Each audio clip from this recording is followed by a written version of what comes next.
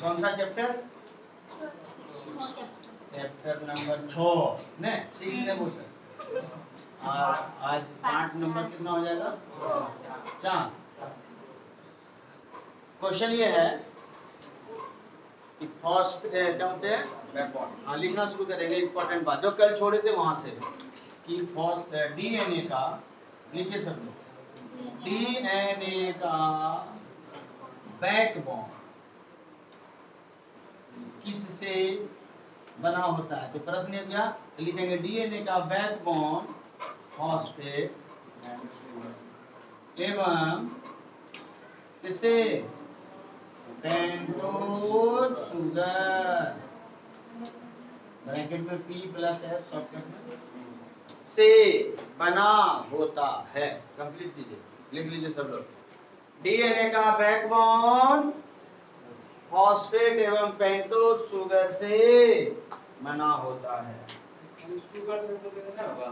हाँ, पेंटोज बोलते हैं शुगर में बहुत सारा शुगर है। पेंटोज में 5 कार्बन वाला शुगर, और भी शुगर होता है। नेक्स्ट पॉइंट लिखिए, डीएनए के दोनों रज्जु, डीएनए के दोनों रज्जु,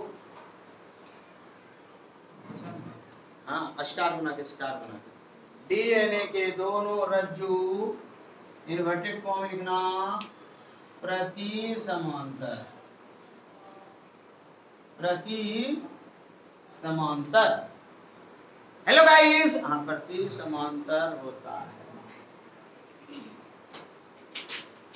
बच्चों को रीड लिए कहते हैं हेलो गाइस बोल लेता है नहीं, और देखने वाला बोलेगा कि हेलो गाइस बोला हमको, गाइस क्या गाइस, हाँ तो हेलो गाइस। डीएनए का दोनों रज्जु, रज्जु किसको बोलते हैं भाई? ये जो है क्या लगा, गाना गाएंगे, ये मेरा दिल, अभी गाना जाए। ये जो है जहाँ लाइन खींच रहे हैं देखो, ये जो है रज्जु कहलाता है। याद रखना क्या कहलाएगा? रज्जु। ए रज्जु, रज्जु, ए रज्जु ना, किसी का नाम है रज्जु और उसको बुलाना है रज्जु। कोई किसी का नाम है राजू, ये राजू, राजू सुने राजू। एक मिनट पूरा। तो ये जो रज्जु है ना, ये रज्जु, डीएनए का जो ये रज्जु है, बोलता है क्या? प्रति समांतर होता है। सब पकड़ो, प्रति समांतर ऑब्जेक्टिव है। जितना लिख रहे हैं एकदम ठूस लेना दिमाग में, परीक्षा में आ सकता है। प्रति समांतर का मतलब जल्दी बताओ।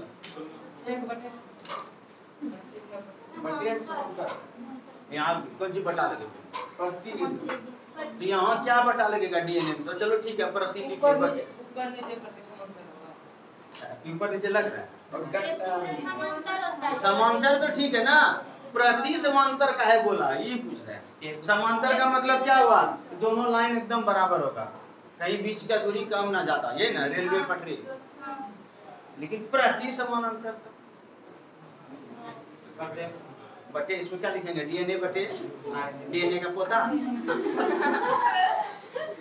एक दूसरे के, हाँ एक दूसरे के प्रति समांतर होता है। नहीं पता, ये होले के बाद सही आंसर अबरी हो, नहीं पता मतलब सही आंसर। हाँ ऐसे समझो सीधा, इसमें उतना नहीं गणित नहीं लगाना, सीधा समझो ना। दोनों रज्जु बना दो डीएनए का, कोई दिक्कत?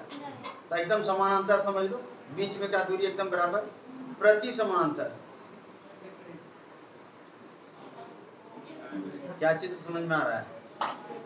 अगर इसका शीर्ष ऊपर है तो इसका शीर्ष आया समझ? लेकिन है तो क्या दोनों अलग है कि समानांतर है? समानांतर है, पर ऐसे नहीं, ऐसे पेन से समझा रहे हैं। तो पेन का ये शीर्ष भाग इसमें ऊपर, तो इसका भाग किधर है?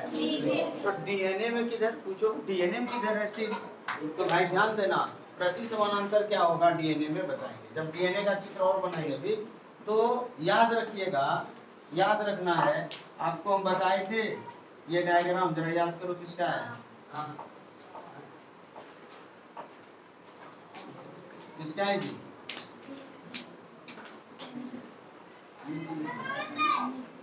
पेंटोज शुगर का चित्र नहीं है, भूल गए? रिंग वाला संरचना इसने था। कार्बन नंबर 1, कार्बन नंबर 5, और यहाँ कौन लगता है? P। तो ध्यान देना, कार्बन नंबर 5 से भी फॉस्फेट और कार्बन नंबर से भी कौन? तो इसका शीर्ष जो होगा इसमें एक 5 नंबर कार्बन पर होगा और नीचे का क्या नंबर पर? तो यहाँ पर हम बोलेंगे अगर यहाँ 5 नंबर कार्बन है तो इसका एंड क्या नंबर? 3 नंबर मानेंगे, और इसी का जस्ट उल्टा इधर हो जाएगा, ये 3 नंबर, तो ये हो गया ना उल्टा पुल्टा, मुंडी बदल गया। तो ऐसी संरचना को ही क्या बोलते हैं? प्रति समांतर। प्रति समांतर बता रहा है। अब याद रखना, अगर ये 5, अब इसको कैसे लिखते हैं? इसको लिखता है 5 डैश 3 डैश 5 डैश 3 डैश। अगर ये 5 डैश से 3 डैश है तो बगल वाला क्या होगा? 3 डैश से 5 डैश। इसको क्या बोलते हैं? डीएनए के दोनों रज्जु एक दूसरे के क्या है? प्रति समांतर। 5 डैश 3 डैश अभी और आएगा इसका चर्चा, फिलहाल इतना जान लो कि ये 5 और 3 क्या है? Carbon number. किसका कार्बन नंबर? पेंटोज शुगर का। और इसी कार्बन नंबर से कौन जुड़ता है? फॉस्फेट। कौन जुड़ेगा?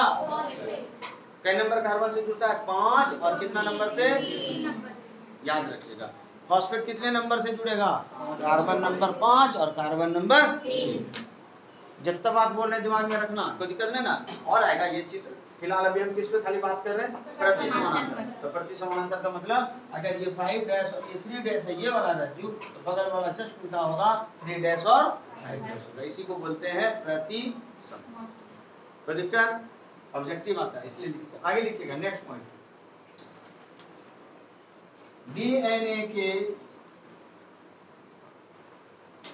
डीएनए के दोनों रज्जु,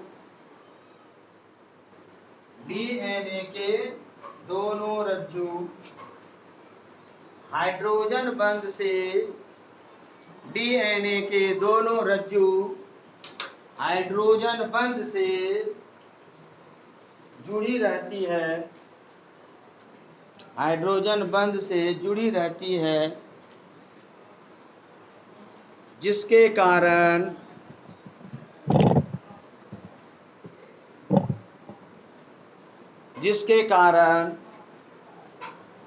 डीएनए अस्थायी संरचना में मिलता है, जिसके कारण डीएनए स्थायी संरचना में मिलता है।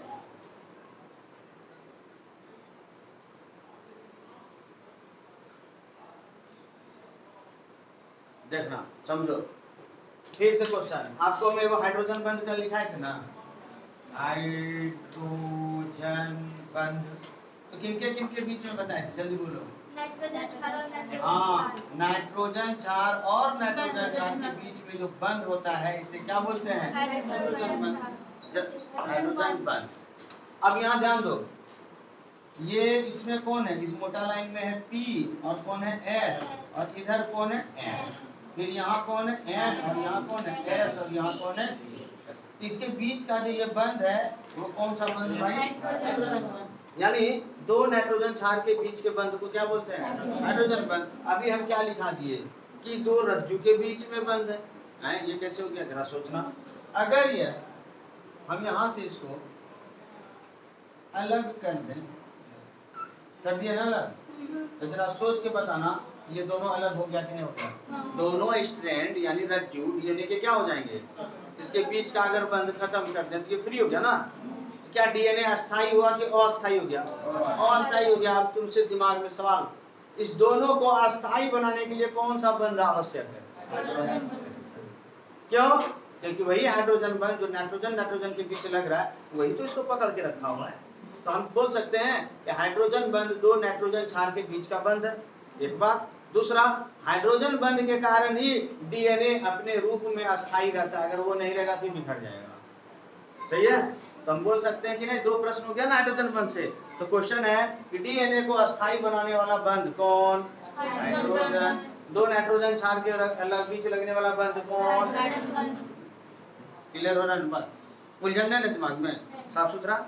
चले आगे, आगे पॉइंट लिखिए। नेक्स्ट पॉइंट सारा इंपॉर्टेंट बात हो रहा है, अगला पॉइंट लिखना।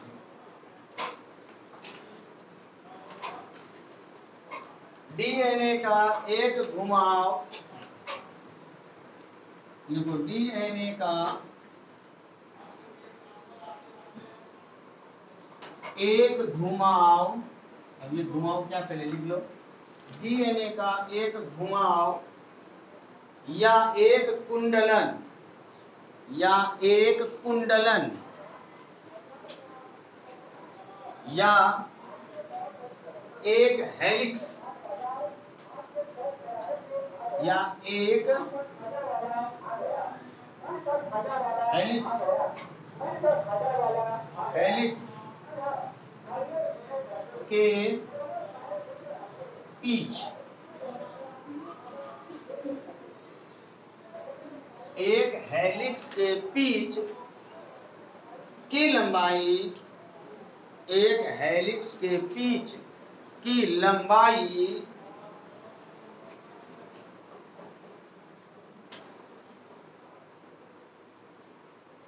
34 एंगस्ट्रॉम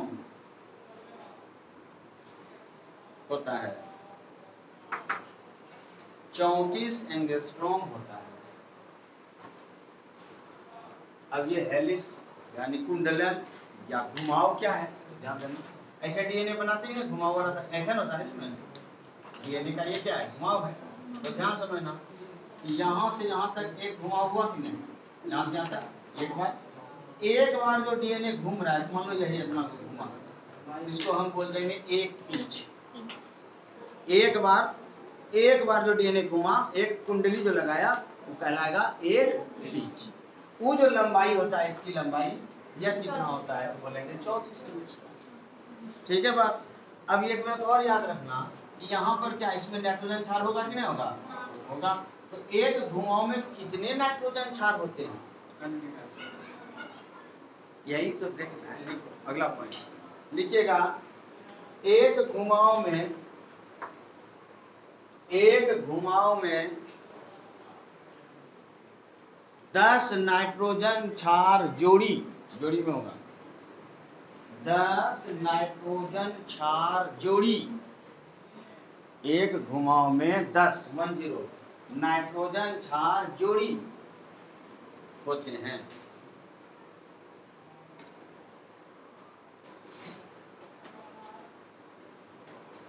देखो जोड़ी कैसे हुआ, थोड़ा बड़ा करें इसको।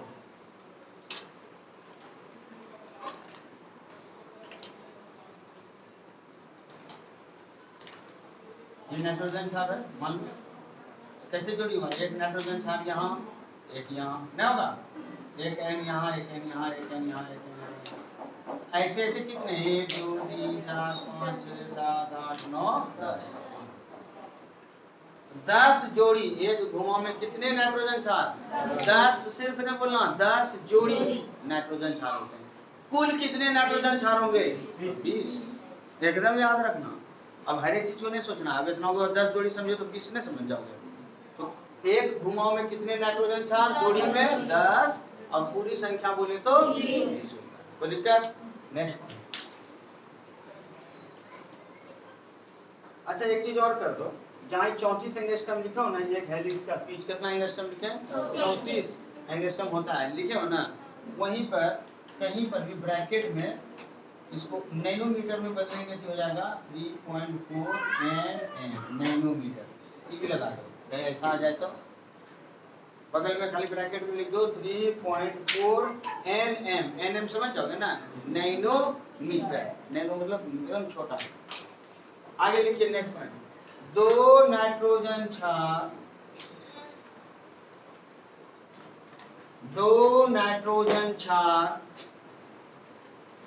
के बीच, दो नाइट्रोजन क्षार के बीच की दूरी 3.4 एंगस्ट्रॉम।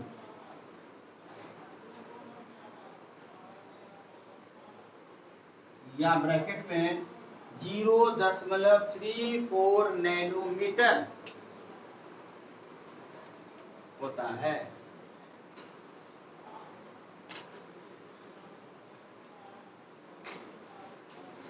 दो नाइट्रोजन क्षार कहाँ, ये भी चित्र में देखो, ये घुमा वाला बात ही चल रहा है। चलो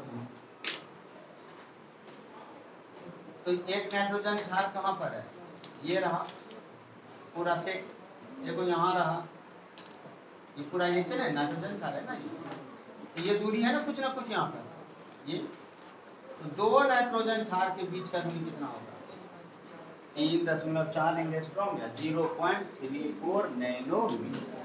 ठीक है, आगे एक और लास्ट एक पॉइंट और लिखो इसमें, फिर आगे बात करें। लिखिएगा डीएनए के, ऐसा कर दो, डीएनए का व्यास, डीएनए का व्यास 20 एंगस्ट्रॉम या 2 नैनोमीटर होता है। 20 एंगस्ट्रॉम या 2 नैनोमीटर होता है। कहाँ है व्यास, जरा बताओ तो तुम लोग। व्यास डीएनए में व्यास किधर है, दूरी कौन, दोनों जो बीच ये लंबा ना,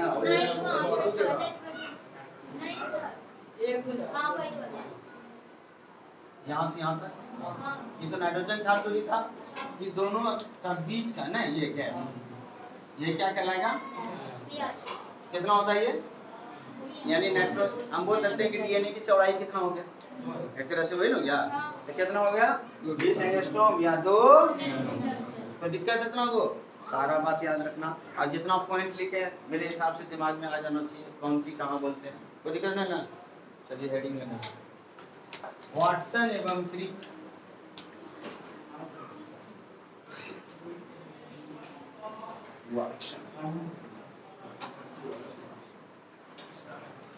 हेडिंग लगाओ वाटसन एवं क्रिक मॉडल।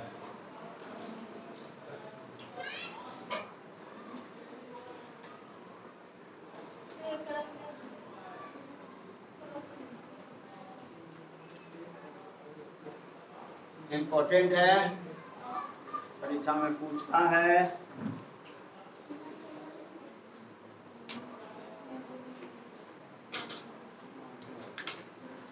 डीएनए का तो चित्र बना दिए थे, अगर ये प्रश्न आएगा वाटसन एवं क्रिक मॉडल, तो उसका जो मॉडल चित्र है डीएनए वाला वो बना देना है। कुछ बातें पहले लिख लेते हैं जल्दी। इंग्लैंड के वैज्ञानिक, कहाँ के थे, इंग्लैंड के, लिखिए इंग्लैंड के वैज्ञानिक,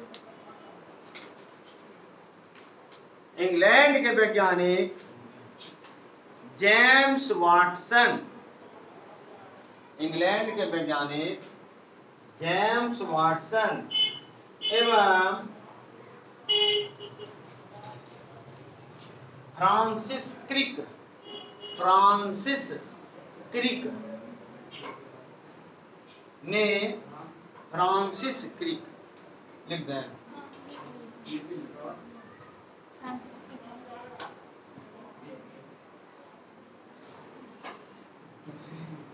फ्रांसिस क्रिक ने 1953 में डीएनए अणु का, में डीएनए अणु का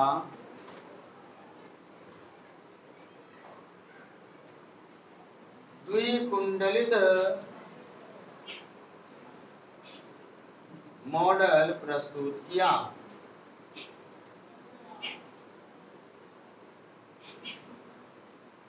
डीएनए अणु का द्विकुंडलित मॉडल प्रस्तुत किया। इस मॉडल के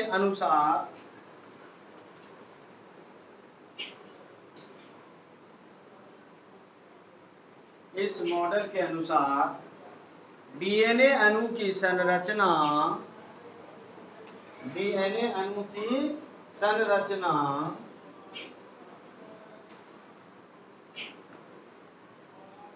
पॉलीन्यूक्लियोटाइड पॉलीन्यूक्लियोटाइड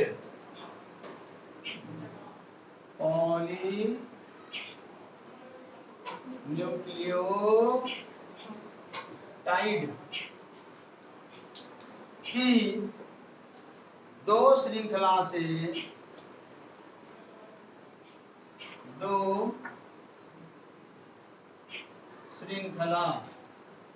से बनी होती है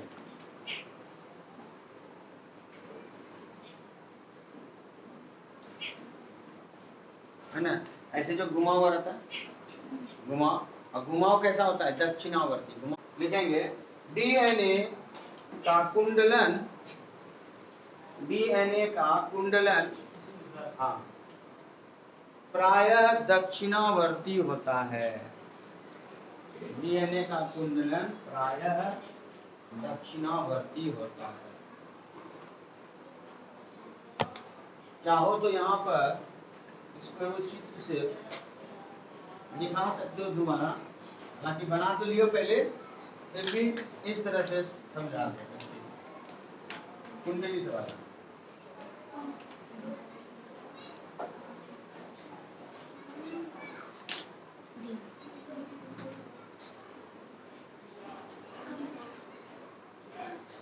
बहुत लोग ना डीएनए का जब चित्र बनाएगा ना, कैसे बनाएगा, ऐसे ऐसे कर देगा, हिलना से ना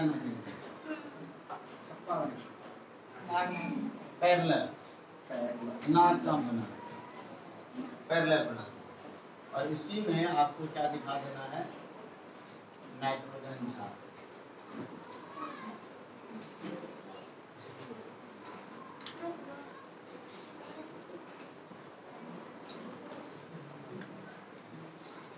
अब इसको मोटा ऐसे डायरेक्ट लिख देते हैं,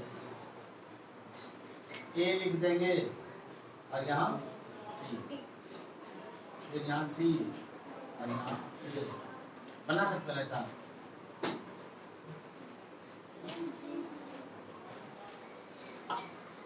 घर में आराम से बनाना, ऐसा बना लोगे ना, नहीं बनेगा। Adenine, thymine, adenine, guanine, cytosine, इस तरह से बना लेना, कोई दिक्कत? लेकिन नमूना बना लो, घर में भर लेना, इसको क्या दिक्कत? हल्का सा बना लो, बाकी इसको ज्यादा नहीं, थोड़ा सा, ज्यादा बड़ा नहीं बनाना। हेडिंग लगा लो तो नीचे डीएनए की आकृति। अंतिम टॉपिक आज के लिए डीएनए की आकृति।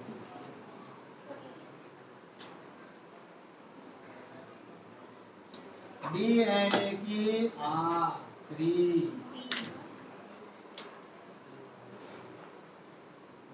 दो तरह का होता है। डीएनए स्टार बना के नीचे लिखना, रेखाकार आकृति।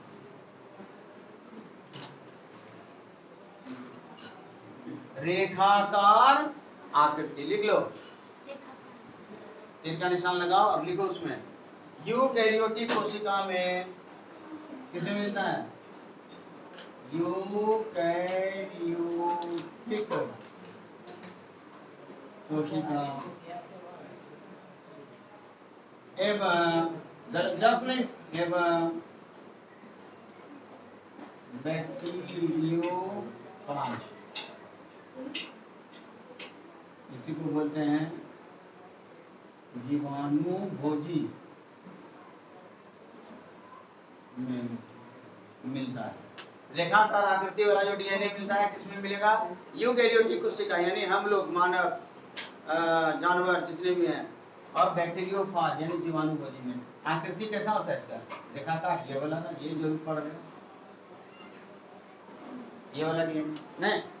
दूसरा यानी अगला पॉइंट बना सकते हो पहचान के लिए, वृत्ताकार आकृति यानी गोल आकार में, किसमें मिलता है ये, प्रोकैरियोटिक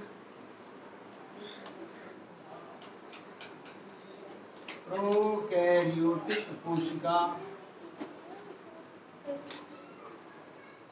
एवं प्रोकैरियोटिक कोशिका माइटोकॉन्ड्रिया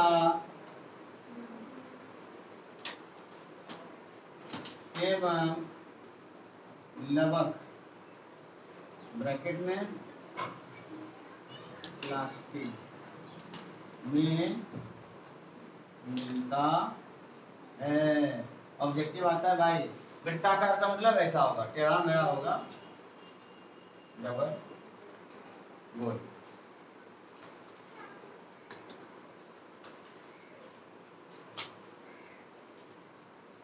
तो आज का कथा हम यहीं पर समाप्त करते हैं।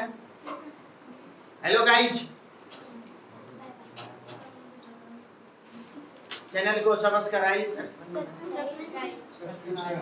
सबसे